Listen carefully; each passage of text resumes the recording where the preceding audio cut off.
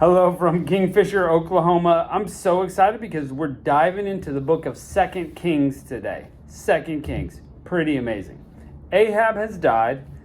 Ahaziah, his son, has fallen through a lattice and is ill. Whether that's he's just broken or whatever, he's fallen through and he's got problems. Now he wants to get better, so he sends out some messengers to go inquire of Beelzebub, the god of Ekron?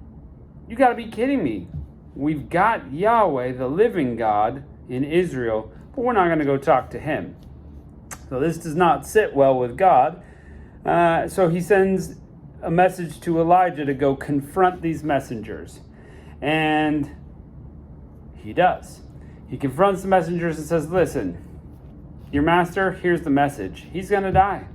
They go back and tell the king Ahaziah that. Well, that doesn't sit well with Ahaziah. So he sends 50 soldiers plus a captain to go confront Elijah and say, what's going on? Well, they say, man of God, come down.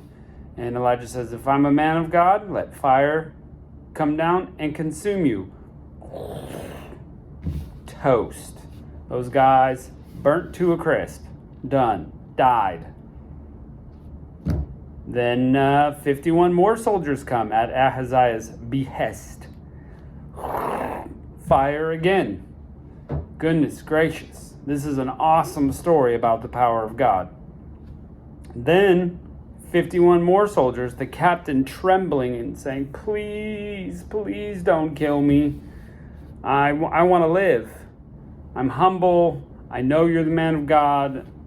I'm just trying to do my job. Please save us. And God says, you can go with them. That's fine. So Elijah comes down, goes to Ahaziah and says, listen, is it because there's no God in Israel that you went and talked to Beelzebub of Ekron?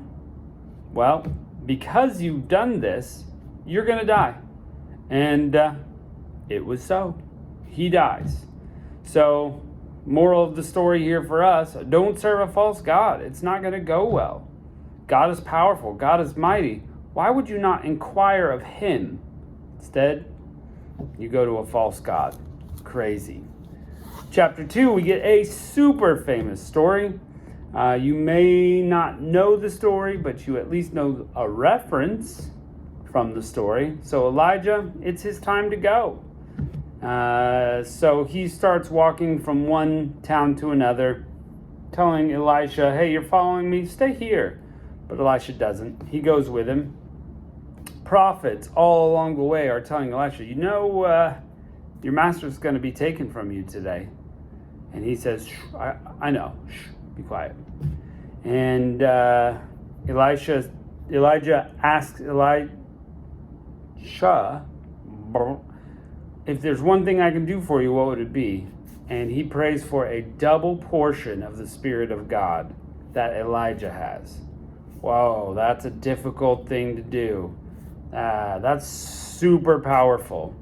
And so Elijah says, I'll ask, but I don't know if it'll be granted. Listen, if you see me going up, then God granted your wish. And if you don't see me, sorry, didn't happen. So Elijah goes up and in a chariot of fire. You ever heard that? Chariots of fire? That's where it comes from. Elijah is one of two guys so far to have not died. In fact, I say so far, but they're the only two that don't die. And so that's interesting. Enoch being the other one. This has led some to posit that in the future, in Revelation, the two witnesses that appear will be Enoch and Elijah. Could be. Interesting theory. We'll have to wait that one out. That's apocalyptic prophecy, so we don't know for sure. Bible doesn't say. But anyway, we do know those two guys never died. Well, so excited. Let's jump right into what we've got going on here, which is chapter 1 of 2 Kings. Then Moab rebelled against Israel after the death of Ahab. And Ahaziah fell through the lattice of his upper chamber that was in Samaria, and was sick. And his messengers he sent them, and they said unto them, Go, inquire of Beelzebub, the god of Ekron, see whether I will recover of this disease. But the angel of the Lord said to Elijah the Tishbite, Arise, go up, meet the messengers of the king of Samaria, and say to them, Is it because there's no God in Israel, that ye go inquire of Beelzebub, the god of Ekron? Now therefore, thus saith the Lord, Thou shalt not come down from the bed which thou art have gone up, but thou wilt surely die. And Elijah departed. The messengers turned back unto him, and he said to them, Why are ye now turned back? And they said, There came a man up to meet us, and he said to us, Go, turn to the king that sent you, and say to him, Thus saith the Lord, Is it not because is there not a God in Israel, that thou sendest to inquire of Beelzebub, the god of Ekron? Therefore thou shalt not come down from the bed on which thou have gone up, and thou shalt surely die. Have you ever heard the name Beelzebub? So anyway, he said to him, What manner of man was this who came up to meet you and told you these words? They said, He was a hairy man, and girt with a girdle of leather about his loins. Well, clearly there's only one person that this could be, and he said, It's Elijah the Tishbite. He's hairy and girt with a girdle of leather. Yeah, he's got a belt of leather, and he's very hairy. It's got to be Elijah. Verse 9, Then the king sent him unto the captain of 50 with his 50, and he went up and said, Behold, there's Elijah at the top of a hill. And he spake to him, Thou, man of God. The king said, Come down. Elijah said to the captain of 50, If I be a man of God, then let fire come down from heaven and consume thee and thy 50. And there came down fire from heaven and consumed him and his 50. Again he also sent another captain of the 50 with his 50, and answered and said, O man of God, thus saith the king, Come down quickly.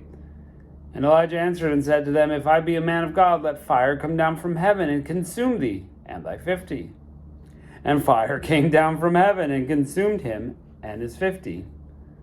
And he sent again a captain, a third 50, and his 50. And the third captain of the 50 went up and came and fell on his knees before Elijah, smart man, and besought him and said, Please, O man of God, I pray thee, let my life and the life of my 50 servants be precious in thy sight. Don't burn me, please.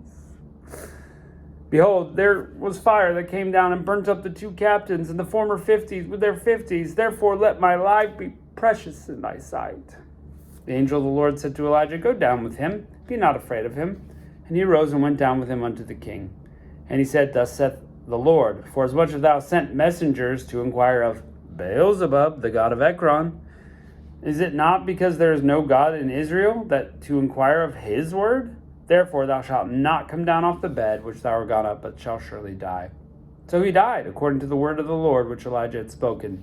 And Jehoram reigned in his stead, the 2nd year of Jehoram, the son of Jehoshaphat, king of Judah, because he had no son. Now the rest of the acts of Ahaziah, are they not written in the book of the Chronicles of the kings of Israel? Chapter 2. And it came to pass, when the Lord would take Elijah into heaven by a whirlwind, that Elijah went with Elisha from Gilgal. And Elijah said to Elisha, Tarry here, I pray thee, for the Lord has sent me to Bethel. And Elisha said to him, As the Lord liveth, and as thy soul liveth, I will not leave thee. They went down to Bethel. The sons of the prophets were at Bethel, and came forth to Elisha, and said to him, Knowest thou that the Lord will take thy master away from thy head today? And he said, Yea, I know it. Hold your peace. And Elijah said to Elisha, Tarry here, I pray thee, for the Lord has sent me to Jericho. And he said, As the Lord liveth, and thy soul liveth, I will not leave thee. So they came to Jericho. And the sons of the prophets that were at Jericho came to Elisha and said, Knowest thou that the Lord will take thy master away from thy head today? And he said, Yea, I know it. Hold your peace. And Elijah said to him, Tarry, I pray thee here, for the Lord has sent me to Jordan. And he said, As the Lord liveth, and as thy soul liveth, I will not leave thee. And the two went on. And 50 men of the sons of the prophets stood far off to view the two as they stood by the Jordan. Elijah took his mantle and wrapped it together and smote the waters. That's so awesome! Because there they divided hither and thither, and they went across on dry ground. Woo! Red Sea for Moses, the Jordan River, pretty much at Jericho for Joshua, and now Elijah gets to walk across on dry ground. Oh! And it came to pass when they were gone over that Elijah said to Elisha, "Ask what I will do for thee, and before I be taken away from thee." And Elisha said, "I pray thee, let a double portion of thy spirit be upon me." He said, "Thou askest a hard thing. Nevertheless, if thou see me when I am taken from thee, it shall be so unto thee. But if not, it will not be so." And it came to pass, as they still went on and talked, that behold, there appeared a chariot of fire and horses of fire, and parted them both asunder. And Elijah went up by a whirlwind into heaven. And Elisha saw it and cried out, my father, the chariot of Israel, and the horsemen thereof. And he saw him no more, and he took hold of his own clothes and rent them into pieces. He also took up the mantle of Elijah that fell from him, and went back and stood by the bank Jordan. He took the mantle of Elijah that fell from him, and smote the waters, and said, Where is the Lord God of Elijah? And when he had also smitten the waters, they parted hither and thither. And Elisha went over. Whoa! So awesome. This whole story is so cool. And when the sons of the prophets which were to view at Jericho saw him, they said, The spirit of Elijah doth rest on Elisha. And they came to meet him, and bowed themselves to the ground before him. And they said to him, Behold, now there be 50 servants. Let them go, we pray thee, and seek thy master, lest peradventure the Spirit of the Lord has taken them up, and cast them upon some mountain, or in some valley. And he said, Ye shall not send. But they urged him, Please, let us have blah, blah, blah, until he was ashamed. He said, Send. Therefore the 50 men, and they sought 3 days, but found him not. And when they came again unto him, for he tarried at Jericho, they said to him, Did I not say to you, Go not? And the men of the city said to Elisha, Behold, I pray thee, the situation of the city is pleasant, as my Lord seeth, but the water is not, and the ground is barren. And he said, Bring me a new cruse. And they put salt therein, and they brought it to him. And he went forth unto the springs, and cast the salt there. And he said, Thus saith the Lord, I have healed these waters, and there shall not be thence any more death or barren land. So the waters were healed unto this day, according to the saying of Elisha which he spake. And he went up from thence unto Bethel, and as he was going up by the way, there came forth little children out of the city. Spoilers. Out of the city, and mocked him. And he said, Go up, thou bald head. Go up, thou bald head. That is not nice. Even if we're bald, we're nice people. And he turned back and looked at them and cursed them in the name of the Lord. And there came forth 2 she-bears from the wood, and tare 42 children of them. That's a pretty crazy story. Bears coming out of the woods and mauling little children and killing them because they are cursing Elisha's bald head. Eesh. Listen, take that as a moral of the story. Don't curse a bald person. No, that's not the moral of the story, I guess. Maybe it is. And he went from thence to Mount Carmel, and from thence he returned to Samaria. Well, there you go. The mantles passed from Elijah to Elisha. And he asked for a double portion. He received it. Some people say, hey, Elijah did 7 miracles, and Elisha's going to do 14. Well, we'll keep track of them, and we'll see how it goes. Catch you next time.